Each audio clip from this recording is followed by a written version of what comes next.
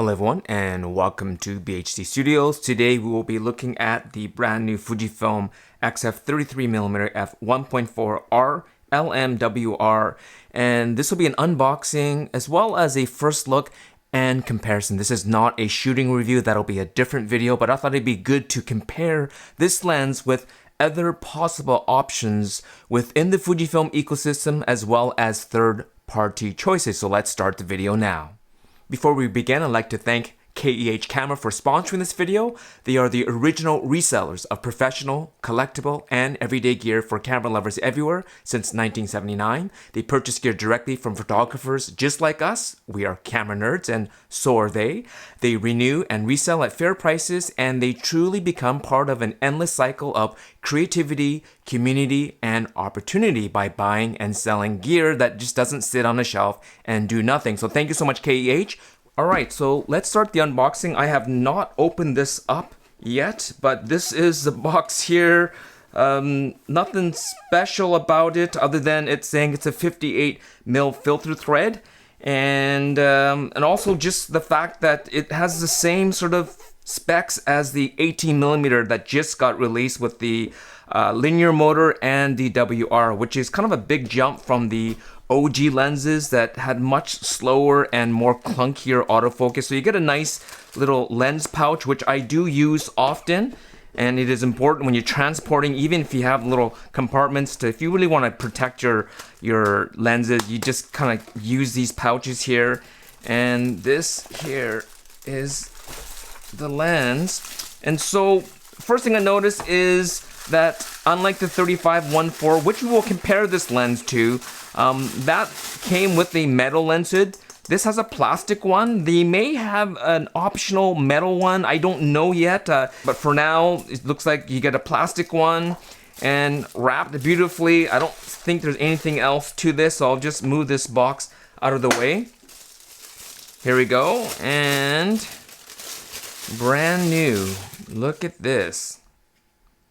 Alright, so it definitely does remind me a lot of the 18mm f1.4. Let me just even grab that. Alright, so here is the 18-1.4, and this is the new 33mm 1.4, both linear motors. Both of them has the lock, so when you are moving over into the A mode, it stays there. So that basically means that within the camera body, either it's in shutter priority mode, program mode, or using one of the dials to control the aperture. And here, if you look at the front, again, similar. So these, Fujifilm did say that the new 23-1.4 and the 33-1.4 is going to be of similar design of the 18, and so you can definitely see that. And I think one of the first things people want to look at is, you can see here, the 18-1.4 made in the Philippines, and the 33-1.4 also made in the Philippines. So if that's important to you, now you know. So I'm going to just move the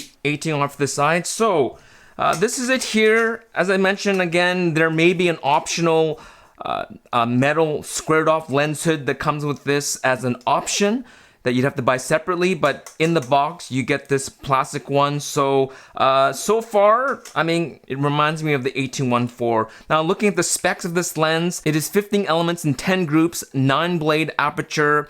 It's a 360 grams, so quite a big jump in terms of weight and even size compared to the previous 35-1.4. And I say previous, it's not the same lens, but it is quite a bit of a jump, as well as a 58mm filter thread.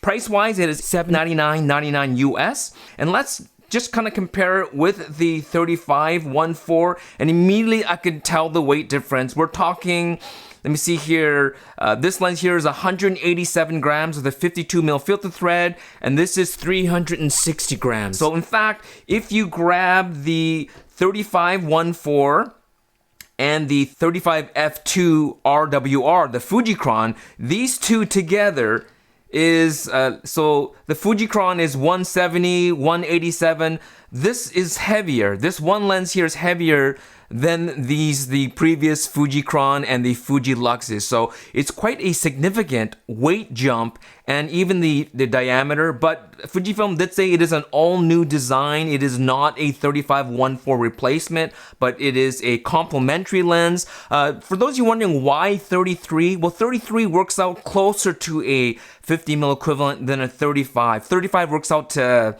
I don't know, what is it, 53.5 or something like that. So if you're looking for a true 50mm equivalent, this is closer to that. And that is why even a lens like the Viltrox 3314 is also closer to 50mm. And so these are the kind of the options you have within the Fujifilm. There is an XC version of this Fujicron, but I didn't include it because I don't really think it's worth the savings. I think paying a little bit more, getting an aperture ring, getting WR, I think it is worth it. So these are the three lenses that most people will be looking at, but I do have other options like the Viltrox, as well as the per-gear manual focus lens that I actually really enjoy using. But really, I think people really want to know is the difference between these two. So in my notes here, I have a few points to talk about. I already mentioned a lot of them, but really this lens here is not to replace this lens.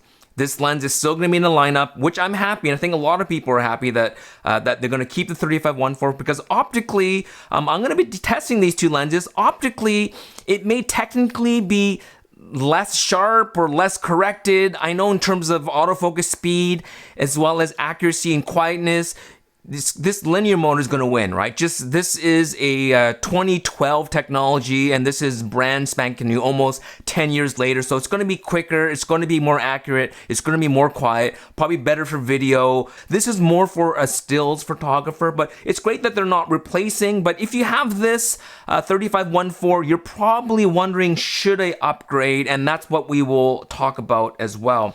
This 35-1.4, for those of you who don't know, this is one of the original three lenses that came out back in, I think, January of 2012. The 35-1.4, the 18 f2, and the 60 macro. The other two lenses are not legendary. This lens here, Fujifilm calls it the original, and there was even a kind of an unusual PR video that came out in 2020.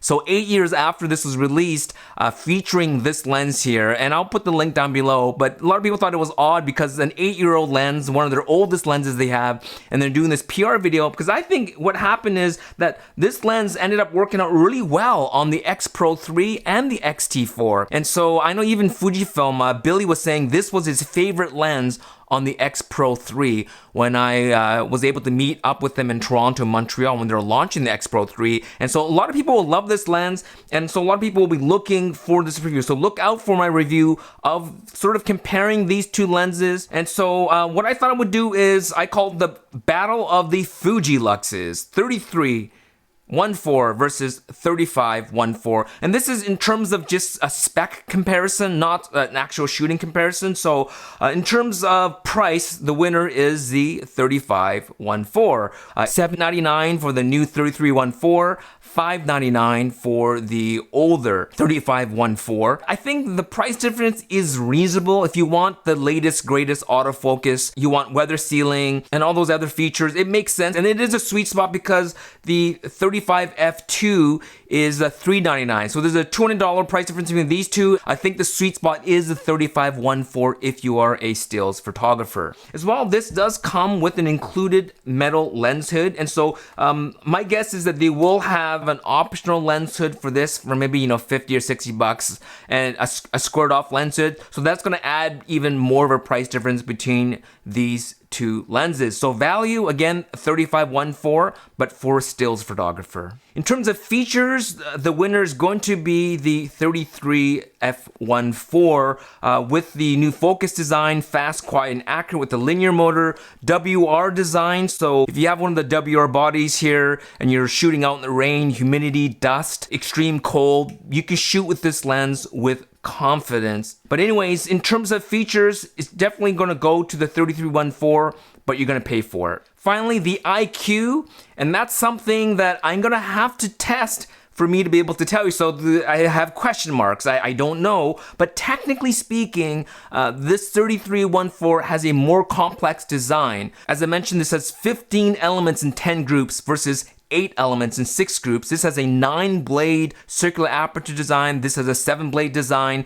That in itself doesn't make this lens a sharper lens, but it's correcting for more things. And in terms of weight, obviously there's way more glass in here. Also, this 3314 has 2 spherical elements and 3 ED glass elements versus only 1 spherical element in this lens. So potentially speaking, this will give you better IQ, but in terms of character, who's to say? This may be kind of a technically superior, but a very characterless, stale lens. And so we're going to be looking at the character of these two lenses. In terms of internal flare, because there's way more glass in here, we will see what happens when you stop down and shoot into the light. So I'm going to be looking at the starburst effect on this lens compared to this lens here, but as well as ghosting and things like that. But I'm going to be looking at chromatic aberration and other things like that. And so these are the options that you have here. In fact, let's put this lens here on the X Pro 3, the 3514, and I think this is really kind of how a lot of people would love.